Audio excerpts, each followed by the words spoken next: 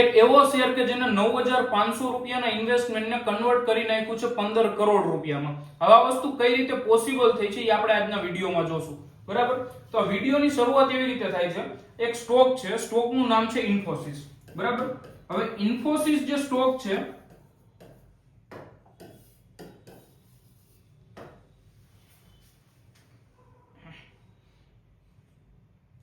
એક એવો સ્ટોક કે જેને 9500 રૂપિયાના ઇન્વેસ્ટમેન્ટને કન્વર્ટ કરી નાખ્યું 15 કરોડ રૂપિયામાં. બરાબર, તો આ વસ્તુ કઈ રીતે પોસિબલ થઈ છે સૌથી પહેલા તો એ તમને સમજાવીશ. 9500 રૂપિયાનું ઇન્વેસ્ટમેન્ટ. આ સ્ટોકનો જ્યારે આઈપીઓ આવ્યો ત્યારે 95 રૂપિયાની શેર પ્રાઇસ હતી અને 100 શેરનો એક લોટ હતો. બરાબર, તો જે બી લોકોએ આઈપીઓ માં અપ્લાય કર્યું તો આઈપીઓ માં એવું હોય ઘણા લોકોને મતલબ સ્ટોક લાગે છે, ઘણા લોકોને નથી લાગતા. બટ આ સ્ટોકમાં એવું નહોતું. આ જે કંપનીનો આઈપીઓ હતો એ અંડર સબસ્ક્રાઇબ થયો હતો. અંડર સબસ્ક્રાઇબ જ્યારે બી આઈપીઓ થાય ત્યારે જેટલા લોકોએ અપ્લાય કર્યું હોય બધાને શેર મળી જાય. તો આ કંપનીના આઈપીઓ માં જેને બી અપ્લાય કર્યું હતું બધા લોકોને શેર મળી ગયા હતા. એટલે 5500 રૂપિયાનું ઇન્વેસ્ટમેન્ટ થયું હતું. ઇન કેસ માની લ્યો કે કોઈ અપ્લાય કરવાનું ભૂલી ગયા તો એ કંપનીનો જે આઈપીઓ છે ને એ ઓપન થયો તો 145 રૂપિયા. માની લ્યો કે ઓપનિંગ પછી કોઈ પરચેસ કર્યો તો એ વ્યક્તિનું ઇન્વેસ્ટમેન્ટ થઈ જશે 14500 રૂપિયા. બરાબર, 145 માની લ્યો કે કોઈએ 100 શેર પરચેસ કર્યા. હવે હું એમ કહું છું કે આ સ્ટોકે રિટર્ન આપ્યું એવડું બધું કે અત્યારે મતલબ એની વેલ્યુ થઈ ગઈ 15 કરોડ. બરાબર, તો આ વસ્તુ કઈ રીતે પોસિબલ છે? માની લ્યો 100 શેર છે કંપનીના આપણી પાસે અને એની વેલ્યુ 15 કરોડ છે, તો એક શેરની પ્રાઇસ હોવી જોઈએ 15 લાખ રૂપિયા. તો હવે ઇન્ડિયન માર્કેટમાં તો અત્યારે આપણી પાસે કોઈ એવો શેર જ નથી કે જેની 15 લાખ રૂપિયા વેલ્યુ હોય એક જ શેરની. આવો તો કોઈ છે જ નહીં. તો આ વસ્તુ કઈ રીતે પોસિબલ થઈ? આના માટે આપણે સમજવું પડશે કોર્પોરેટ એક્શન. કોર્પોરેટ એક્શન કયું સમજવાનું છે? સૌથી પહેલું આપણે સમજશું સ્ટોક સ્પ્લિટ. સ્ટોક સ્પ્લિટ શું છે?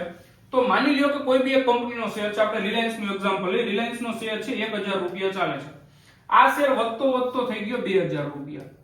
બરાબર, હવે મારી પાસે છે ને 1000 રૂપિયા છે અને હું આ એક શેર પરચેસ કરવા માંગુ છું, પણ હું તો આ શેર લઈ નહીં શકું. કેમ કે મિનિમમ આપણે એક શેર લેવો પડે. અડધો શેર તો આપણે કોઈ કંપનીનો લઈ ન શકીએ. તો મારી પાસે 1000 રૂપિયા છે, મારે આ શેર પરચેસ કરવો છતાંય હું પરચેસ નહીં કરી શકું. કેમ કે મિનિમમ એક પરચેસ કરવો પડશે. તો આના માટે કંપની શું કરે? રિલાયન્સ શું કરશે? રિલાયન્સ આ સ્ટોકને સ્પ્લિટ કરી નાખશે. સ્ટોકના બે ભાગલા પાડી દેશે. કઈ રીતે? 2000 રૂપિયાનો જે એક શેર છે ને એના ભાગલા પાડી અને કન્વર્ટ કરી નાખશે 1000 રૂપિયાના બે શેરમાં. બરાબર, તો હવે આમાં કંપનીને કાંઈ ચેન્જ, કંપનીના જે મતલબ શેર્સ છે એમાં ખાલી ચેન્જ થશે, બટ કંપનીના બિઝનેસમાં કે એમાં કોઈ જ જાતનો ચેન્જ નહીં થાય. કેમ કે 2000 નો પેલા એક શેર હતો, હવે 1000 ના બે શેર થઈ ગયા અને શેરની જે વેલ્યુ છે એમાં કઈ ચેન્જ નહીં થાય. માની લો કે તમારી પાસે 2000 રૂપિયાનો એક શેર છે, બીજા દિવસે સવારમાં ઉઠીને તમે જોવો તમારા પાસે 1000 રૂપિયાના બે શેર છે, તો વેલ્યુ તો એની સિમિલર 2000 જ રહી. આને તમે એ રીતે જુઓ, તમારી પાસે 2000 ની એક નોટ છે કે 1000 રૂપિયાની બે નોટ છે. બરાબર, એમાં કાંઈ ફરક નથી. પણ આના લીધે ફરક શું પડ્યો? જે નાનો ઇન્વેસ્ટર હતો, જેને 1000 રૂપિયાથી ઇન્વેસ્ટ કરવું હતું રિલાયન્સના સ્ટોકમાં, એ વ્યક્તિ હવે આનો શેર પરચેસ કરી શકશે. બરાબર, તો આને કહેવાય સ્ટોક સ્પ્લિટ. આ સ્ટોક સ્પ્લિટમાં કંપનીએ શું કર્યું? એક શેરને કન્વર્ટ કર્યા બે શેરમાં. તો આને કહેવાય 1:2 નું સ્ટોક સ્પ્લિટ. હવે માની લો કંપની એવું ડિસાઈડ, મતલબ એ કંપની ઉપર છે, કંપની એવું ડિસાઈડ કરે કે મારે હજુ નાનો કરી નાખવો શેર પ્રાઇસ, હજુ વધારે લોકો મારો શેર પરચેસ કરી શકે એવું કરવું છે. તો કંપની શું કરીએ કે 2000 નો એક શેર છે આને કન્વર્ટ કરી નાખે 500 રૂપિયાના ચાર શેરમાં. તો વેલ્યુ તો સિમિલર છે, 500 રૂપિયાના ચાર શેર હોય, 2000 નો એક હોય. તો આમાં શું કર્યું? એક શેરને કન્વર્ટ કર્યા અને ચાર શેરમાં. તો આને કહેવાય 1:4 નો સ્ટોક સ્પ્લિટ. બરાબર, તો શું થશે? જ્યારે 1:2 કરે કોઈ બી કંપની તો સ્ટોકની પ્રાઇસ અડધી થઈ જશે. જ્યારે 1:4 કરે તો સ્ટોકની પ્રાઇસ ચોથા ભાગની થઈ જશે. અગર 1:10 કરે તો સ્ટોકની પ્રાઇસ 10મા ભાગની થઈ જશે. સપોઝ 9000 રૂપિયાનો કોઈ સ્ટોક છે અને કંપની એમ કહે છે કે 1:10 નું અમે સ્ટોક સ્પ્લિટ કરી, તો આ 9000 નો જે એક શેર છે, જે દિવસે સ્ટોક સ્પ્લિટ થશે તે દિવસે આ 900 રૂપિયાના 10 શેર થઈ જશે. બરાબર, તો વેલ્યુ તો સિમિલર રહેશે. તો આ છે સ્ટોક સ્પ્લિટ. હવે સ્ટોક સ્પ્લિટની જેવી જ બીજી વસ્તુ છે બોનસ ઇશ્યુ. બરાબર, બોનસ ઇશ્યુમાં કંપની શું કરે છે? બોનસ ઇશ્યુ જે રહ્યો, બોનસ ઇશ્યુમાં સેમ વસ્તુ છે, જે મતલબ સ્ટોક સ્પ્લિટ છે એ જ બોનસ ઇશ્યુ છે. બટ આ બેમાં ડિફરન્સ શું છે? ડિફરન્સ એટલો છે કે સ્ટોક સ્પ્લિટ જ્યારે કોઈ બી કંપનીનો થાય છે ત્યારે આ કંપનીની છે ને ફેસ વેલ્યુ હોય છે. ફેસ વેલ્યુ હોય 1, 2, 5 અને 10. આ ચારમાંથી એક કંપનીની ફેસ વેલ્યુ હોય. ફેસ વેલ્યુનો બહુ મોટો ઇમ્પોર્ટન્ટ રોલ છે નહીં સ્ટોક માર્કેટમાં. બટ ફેસ વેલ્યુ થી શું થાય? માની લો કોઈ કંપની છે, રિલાયન્સ છે, સ્ટાર્ટ થઈ ત્યારે એની ફેસ વેલ્યુ 10 હતી. હવે જ્યારે 1/2 માં સ્પ્લિટ કરે ને તો એની ફેસ વેલ્યુ 1/2 માં સ્પ્લિટ થાય, મતલબ 10/2 થઈ જશે, તો આ 5 થઈ જશે, બરાબર. પછી માની લો કંપનીએ 1/5 નું સ્ટોક સ્પ્લિટ કર્યું, તો આ 5 વાળી પાછી 5/2 થઈને 1 થઈ જશે, બરાબર. હવે માની લો કંપની પાછી સ્ટોક સ્પ્લિટ કરે તો આ ફેસ વેલ્યુ મતલબ તો આનાથી નીચે જાય, પણ ફેસ વેલ્યુ છે ને 4 માંથી જાય, કોઈ 1 2 5 અને 10, આના સિવાય કોઈ બી ફેસ વેલ્યુ હોતી નથી.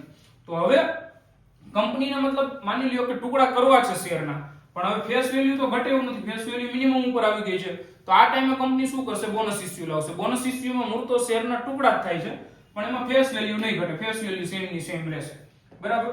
તો હવે અહીંયા કેવું થશે બોનસ ઇશ્યુમાં, માની લ્યો કે કોઈ કંપની આ સેમ આપણે લઈ 2000 રૂપિયાનો એક શેર છે, એને કંપની કન્વર્ટ કરશે 1000 રૂપિયાના બે શેરમાં. પણ પેલા કેસમાં શું હતું, સ્ટોક સ્પ્લિટમાં, ત્યારે જો કંપનીની ફેસ વેલ્યુ 10 હતી ને તો એ 5 થઈ જશે, અને આમાં 10 ફેસ વેલ્યુ હતી, 10 ની 10 જ રહેશે. આમાં ફેસ વેલ્યુમાં કઈ ડિફરન્સ નહીં આવે, પણ ફેસ વેલ્યુ મતલબ કઈ કામની છે જ નહીં, એનું મતલબ કઈ એટલો બધો યુઝ કેસ છે જ નહીં, બરાબર.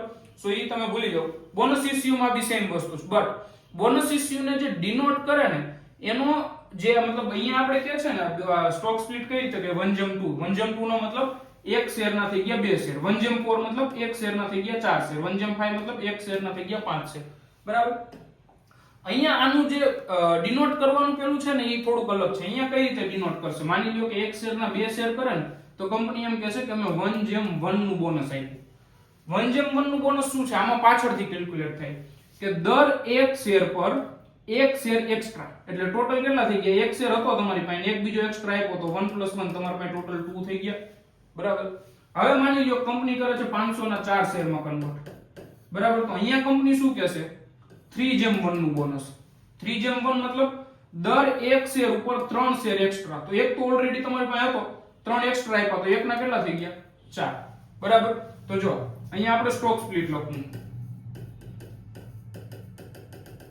1/2 નો કોઈ કંપની એમ કે સ્ટોક સ્પ્લિટ કરી છે કે 1/1 નો બોનસ આપી છે, આ બંને સિમિલર વસ્તુ છે, બરાબર. અહીંયા શું થયું, 1 ના 2, અહીંયા 1 ના 2 જ થયા, પણ આની ગણતરી પાછળથી થાય, દર એક પર એક એક્સ્ટ્રા, તો એક હતો ને એક મળ્યો 2 થઈ ગયા.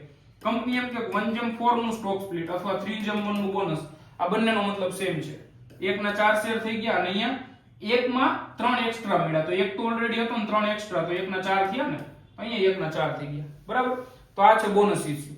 હવે કંપની શું કરે, ઘણી વખત મતલબ આ બોનસ ઇશ્યુ લાવતી જ રહે અને કન્ટિન્યુઅસલી લાવતી રહે. જો સારી સારી કંપની હોય ને કઈ રીતે કરે, માની લો કંપનીનો પ્રાઇસ 1000 રૂપિયા છે, જેવી આની 2000 થાય ને એટલે સ્ટોક સ્પ્લિટ કરી નાખે, 2000 ના એક શેરને કન્વર્ટ કરી નાખે 1000 ના બે શેરમાં, બરાબર.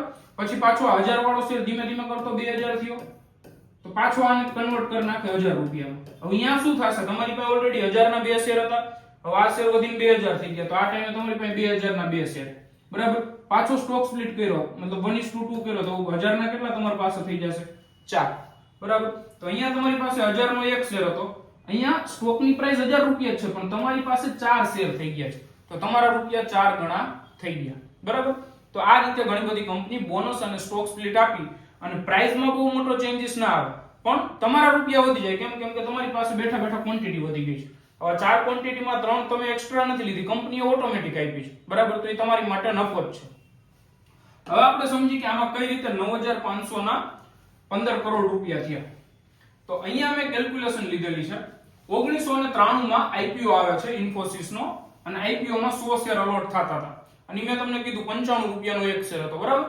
પછી 1994 માં કંપની 1/1 નું બોનસ લાવે. 1/1 મતલબ દર એક શેર પર એક શેર એક્સ્ટ્રા, તો એક ના થઈ ગયા બે, તમારી પાસે હતા 100, તો 100 ના થઈ ગયા 200, બરાબર. 200 પછી 1997 માં પાછું 1/1 નું બોનસ, તો 200 ના થઈ ગયા 400, પાછું 1999 માં 1/1 નું બોનસ, તો 400 ના થઈ ગયા 800. પછી 1999 માં બીજી વખત સ્ટોક સ્પ્લિટ આપ્યો, 1/2 નો સ્ટોક સ્પ્લિટ. 1/2 મતલબ 1 ના 2 થઈ ગયા, અહીંયા સેમ છે, બરાબર. આ સ્પ્લિટ છે, તો 800 ના થઈ ગયા 1600.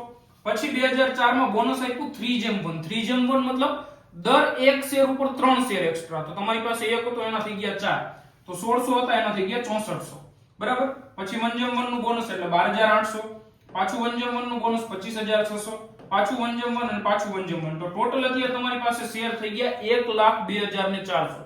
હવે તમે કેટલા શેર લીધા હતા, 100 શેર 1993 માં. પછી તમે કાઈ નથી કર્યું, ખાલી બેઠા રહ્યા, તોય તો બેઠા બેઠા તમારા શેર થઈ ગયા 1,24,000.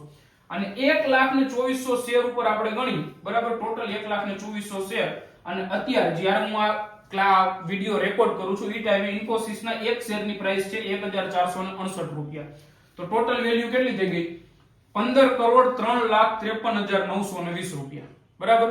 તો આ રીતે શેરનો પ્રાઇસ ભલે 1468 છે, પણ આપણા રૂપિયા 15 કરોડ થઈ ગયા. કઈ રીતે? કેમ કે સ્ટોક સ્પ્લિટ અને બોનસના લીધે શેરની પ્રાઇસ ધીમે ધીમે ડિક્રીઝ થતી ગઈ, શેરની ક્વોન્ટિટી વધતી ગઈ. પ્લસમાં એક તો 15 કરોડ રૂપિયા થઈ ગયા તમારા. એના સિવાય હવે તમારી પાસે 1,24,000 શેર છે. લાસ્ટ યર 2024 માં આ કંપનીએ 49 રૂપિયા પર શેર ડિવિડન્ડ આપ્યું છે. હર એક શેર ઉપર 49 રૂપિયા. આપણી પાસે 1,24,000 શેર છે તો આપણને કેટલું મળ્યું? 50,17,600 રૂપિયા તો ડિવિડન્ડ મળ્યું. તો સ્ટોક માર્કેટમાં મતલબ જે આપણે ઇન્વેસ્ટમેન્ટ કરી છે ને આ રીતે તમારી વેલ્થ ક્રિએટ કરે છે. 10,000 રૂપિયાના એક તો 15 કરોડ થઈ ગયા. હવે આમાં શું છે, મતલબ માની લ્યો આપણે જનરેશનલ વેલ્થ ક્રિએટ કરવી છે, તે વેલ્થ ક્રિએટ થઈ ગઈ. કઈ રીતે? કે એક 10,000 ના 15 કરોડ થઈ ગયા. હવે છોકરાઓને 15 કરોડની વેલ્થ પાસ ઓન કરી દો. એમને કોઈ દિવસ રૂપિયા માટે કામ નહીં કરવું પડે. પ્લસમાં 50 લાખ રૂપિયાની વાર્ષિક ડિવિડન્ડની ઇન્કમ, મતલબ દર મહિને 4 લાખ રૂપિયા કાંઈ કર્યા વગર તમારા અકાઉન્ટમાં આવે છે. બરાબર. હવે તમારે રૂપિયા માટે કામ નહીં કરવું પડે. એ 4 લાખમાં માની લો કે તમારો 2 લાખ રૂપિયા ખર્ચો છે, 2 લાખ વાપરો ને 2 લાખ પાછા રીઇન્વેસ્ટ કરી દો. 10-20 વર્ષ પછી શું થશે? પાછો એકાદો ઇન્ફોસિસ જેવો શેર નીકળશે એમાંથી, જે તમે 2-2 લાખ રૂપિયા ઇન્વેસ્ટ કર્યા છે એમાંથી. પાછી તમારી વેલ્થ ક્રિએટ થઈ જશે. તો સ્ટોક માર્કેટમાં રૂપિયા અહીંયા બને છે આ રીતે, લોંગ ટર્મ ઇન્વેસ્ટમેન્ટમાં. હવે ઇન્ફોસિસ જેવા શેર કઈ રીતે પરચેસ કરવા, ઈ જો તમારે શીખવું હોય તો એના માટે આપણે એક મેન્ટરશિપ પ્રોગ્રામ રાખી છે. અને મેન્ટરશિપ પ્રોગ્રામમાં શું છે, ઇન્ફોસિસમાં હવે કદાચ અત્યારે તમે 10,000 નું ઇન્વેસ્ટમેન્ટ કરો તો એ 15 કરોડ નહીં થાય. બરાબર. કેમ? કેમ કે ઓલરેડી બહુ મોટી કંપની બની ગઈ છે. તો ઇન્ફોસિસ જેવી કંપની જ્યારે નાની હોય ત્યારે એમાં કઈ રીતે એનો પોટેન્શિયલ ગોતી અને એવો સ્ટોક કઈ રીતે ચૂઝ કરવો અને એવા શેરમાં કઈ રીતે ઇન્વેસ્ટ કરવું, એ જો તમારે શીખવું હોય તો તમને એક નંબર આપું છું, 84 85 97 98 98. આ નંબર ઉપર કોલ કરજો. આ નંબર ઉપર કોલ અથવા મેસેજ કરજો. આ 84 છે 84, બરાબર, 8485979898. આ નંબર ઉપર કોન્ટેક્ટ કરજો. તમને મતલબ અમારી ટીમ કોન્ટેક્ટ કરશે અને 1-to-1 મેન્ટરશિપ કઈ રીતે વર્ક કરે છે એની ડિટેલ આપશે. અથવા આ જે વિડિયો છે એની જે ડિસ્ક્રિપ્શન છે, ડિસ્ક્રિપ્શનમાં હું એક લિંક આપું છું. એ લિંક ઉપર જો તમે ક્લિક કરશો ને તો તમને મતલબ આપણા લેન્ડિંગ પેજ ઉપર જાશો અને ત્યાંથી આપણા કોર્સની ઘણી બધી ડિટેલ, આપણા જૂના સ્ટુડન્ટના ટેસ્ટિમોનિયલ, કયા લોકોએ આવા કઈ રીતે શેર પરચેસ કર્યા છે, એમને કેટલું રિટર્ન મળ્યું છે, એ બધું તમને જાણવા મળશે. તો જો તમે ઇન્ટરેસ્ટેડ હોય તો યા તો ડિસ્ક્રિપ્શનમાં જે લિંક છે એના ઉપર જાઓ, તમને થોડુંક ડિટેલમાં જાણવા મળશે. અથવા આ નંબર ઉપર કોન્ટેક્ટ કરજો. પણ આપણા અમુક ક્રાઇટેરિયા છે, એ ક્રાઇટેરિયામાં જે લોકો ફિટ થતા હોય ને એ લોકોને જ આપણે 1-to-1 મેન્ટરશિપ આપી છે. 1-to-1 મેન્ટરશિપ મતલબ સિલેક્ટેડ લોકો માટે છે, બધા લોકો માટે નથી. તો આઈધર તમારી 40,000 કરતા વધારે રૂપિયાની ઇન્કમ છે, મંથલી ઇન્કમ છે, ઓર તમે એક ગોમાં 5 લાખ કરતા વધારે ઇન્વેસ્ટમેન્ટ કરવા માટે રેડી છો, તો જ 1-to-1 મેન્ટરશિપ માટે તમે અપ્લાય કરજો. બાકી આપણે મતલબ YouTube ની મારી આ જે ચેનલ છે એમાં હું ઘણો બધો ફ્રી ઓફ કોસ્ટમાં કન્ટેન્ટ નાખું છું. એ બધો કન્ટેન્ટ તમે વોચ કરો અને જ્યારે તમે આની માટે કેપેબલ થાવ ત્યારે અમને કનેક્ટ કરો. અમારી દિલથી ઈચ્છા છે કે લોકોને શીખવાડો. તો ફ્રી ઓફ કોસ્ટમાં અમે ઘણો સારો એવો કન્ટેન્ટ નાખી જ છીએ. એ કન્ટેન્ટને તમે જુઓ અને ત્યાંથી શીખવાની ટ્રાય કરો. બાકી જે લોકો એવું ઈચ્છે છે જેને 1-to-1 મેન્ટરશિપ લેવી છે, એ આ નંબર ઉપર અથવા નીચે જે લિંક છે એમાં કોન્ટેક્ટ કરી શકો છો. અને જો આ વિડીયોમાં તમને કંઈ બી સારું શીખવા મળ્યું હોય તો આ વિડીયોને તમારા ફ્રેન્ડ અને ફેમિલી સાથે શેર જરૂર કરી દેજો.